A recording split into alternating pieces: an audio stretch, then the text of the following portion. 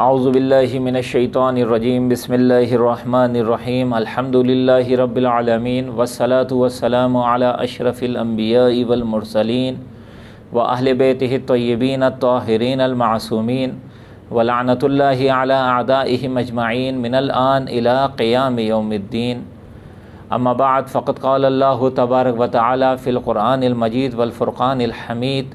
بسم اللہ الرحمن الرحیم کل نفس ذائقۃ الموت. آج تعلیمات صادقین کی نشست موت کے موضوع کے حوالے سے خاص رہے گی. قرآن مجید کی جس آیہ مبارکہ کی تلاوت آپ کی سماعتوں کی نظر کی، اس میں خداوند متعال ارشاد فرماتا ہے کہ ہر جاندار کو، ہر ذی روح کو موت کا ذائقہ چکھنا ہے. اور روح کے بارے میں مختلف آراء ہیں، جس میں سے خداوند متعال ارشاد فرماتا ہے روح کے بارے میں وَيَسْأَلُونَكَ عَنِ الرُّوحِ، اے حبیب آپ سے روح کے بارے میں سوال کرتے ہیں.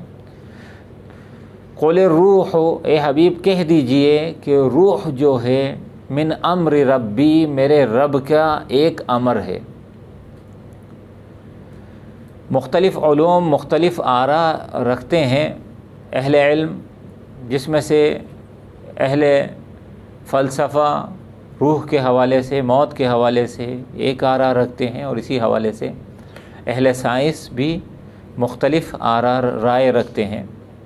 ان کے نزدیک جسم میں موجود 21 گرام ہوا کا ڈپارچر ہو جانا، اس کو روح کہا جاتا ہے، اور جس کے سبب موت واقع ہوتی ہے. موت کیا ہے؟ مرزا غالب کے بقول کہ موت کا ایک دن معین ہے، نیند کیوں رات بھر نہیں آتی. موت کوئی ایسی بھیانک چیز نہیں کہ جس کے تذکرے سے ہم خوف کھائیں،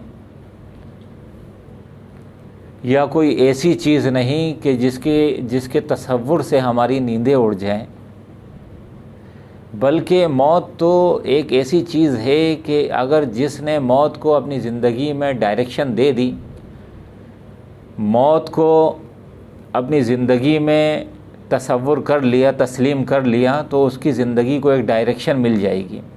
رسول خدا صلی اللہ علیہ وآلہ وسلم فرماتے ہیں وَكَفَى بِالْمَوْتِ وَعِيدًا، موت بہترین واعظ ہے. یعنی کیا؟ موت زندگی کو ایک ڈائریکشن دینے والی چیز ہے.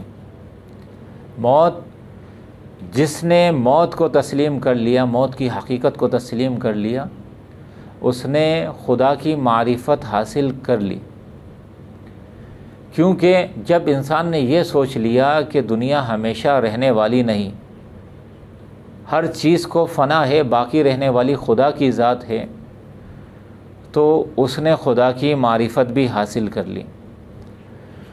اب موت سے خوف کھانے کی کئی وجوہات ہیں، جن میں سے ایک وجہ یہ کہ انسان یہ سوچتا ہے کہ اب میری زندگی کا ایک ایسا راستہ شروع ہونے والا ہے جو اس موت کے پردے کے بعد، اس اجل کے بعد شروع ہوگا. کیونکہ دنیا کی آخری منزل موت ہے، اور آخرت کی طرف بڑھنے والی پہلی منزل بھی موت ہے. اب وہ کتنا خوش قسمت شخص ہوگا کہ جو خدا کی معرفت سمجھتا ہو اور اس کی پہلی منزل ہی موت ہو. اگر موت کوئی ایسی بھیانک چیز ہوتی تو جناب شہزادہ قاسم ہرگز نہ کہتے کہ جب ان سے پوچھا گیا کہ موت کو تم کیسا پاؤ گے، کہا کہ احلا من العسل، میں شہد سے زیادہ شیریں اس موت کو پاؤں گا. موت سے انسان خوف زدہ اس لیے ہوتا ہے کہ دنیا میں حب دنیا اس کے دل میں زیادہ سما جاتی ہے. امام علی علیہ السلام ہرگز منع نہیں کرتے کہ حب دنیا کسی کے دل میں نہ ہو. امام علی فرماتے ہیں کہ دنیا میں ایسے رہو جیسے ہمیشہ تمہیں رہنا ہے، اور آخرت کی تیاری ایسے کرو جیسے کل تمہیں جانا ہے. ہرگز منع نہیں فرمایا کہ انسان صرف آخرت کی تیاری کرے، دنیا کو ترک کر دے. مثلا جیسے اہل تسنن سنی حضرات تصوف کے قائل ہیں، اور ہم عرفان کے اہل تشیع، عرفان اور تصوف کے درمیان ایک بنیادی فرق اپنے ذہن نشین کر لیجئے، وہ انشاءاللہ تعالیٰ آپ کی بھی اور ہمارے سب کے استفادے میں آئے گا، کہ اہل تسنن کہتے ہیں کہ تصوف یعنی خدا کی دی ہوئی لذتوں سے کنارہ کشی اختیار کر لینا، جس کو علامہ احمد نراقی نے، ملا احمد نراقی نے بھی بیان کرا ہے عروج السعادہ میں، یعنی دنیا سے کنارہ کشی اختیار کر لینا اور آخرت کی تیاری کے لیے بیابانوں اور ریگستانوں کا رخ کر لینا۔ اور اہل تشیع کے نزدیک خدا کی دی ہوئی لذتوں سے استفادہ کرنا اعتدال میں رہتے ہوئے۔ اب انسان جو خوف کھاتا ہے وہ اعتدال میں نہیں رہ پاتا۔ موت سے خوف کھانے کی ایک وجہ یہ ہے کہ حب دنیا ترک آخرت ہوتی ہے اس کے دل میں، آخرت کے بارے میں کوئی سوچ نہیں رکھتا، بلکہ دنیا کے بارے میں ہی، دنیا کی ہی عیش و عشرت میں غرق ہو جاتا ہے۔ جب انسان کی یہ کیفیت ہوتی ہے تب وہ موت سے ڈرتا ہے، ورنہ تو دنیا، جنہوں نے آخرت کی کھیتی دنیا کو قرار دیا اور مطمع نظر اپنی آخرت کو رکھا، وہ کامیاب ہوئے، جس کی شہادت قرآن نے دی، جس کی شہادت خدا نے دی۔ امام علی فرماتے ہیں کہ ان الدنیا مزرعۃ الآخرہ، آخرت کی کھیتی ہے دنیا، آخرت کی کھیتی ہے۔ پھر موت سے خوف کھانے کی وجہ کیا؟ کہ موت ایک کوئی ایسی بھیانک چیز ہے؟ نہیں، بلکہ حب دنیا اپنے دل میں اس قدر بسا لیتا ہے، اپنے خواہشات کے صنم کو اپنے دل میں اس قدر بسا لیتا ہے کہ آخرت کو بھول جاتا ہے، دنیا کو۔ فی صفت الدنیا، امام علی علیہ السلام فرماتے ہیں نہج البلاغہ میں، فی صفت الدنیا تغر و تمر، فی صفت الدنیا و تغر و تضر و تمر،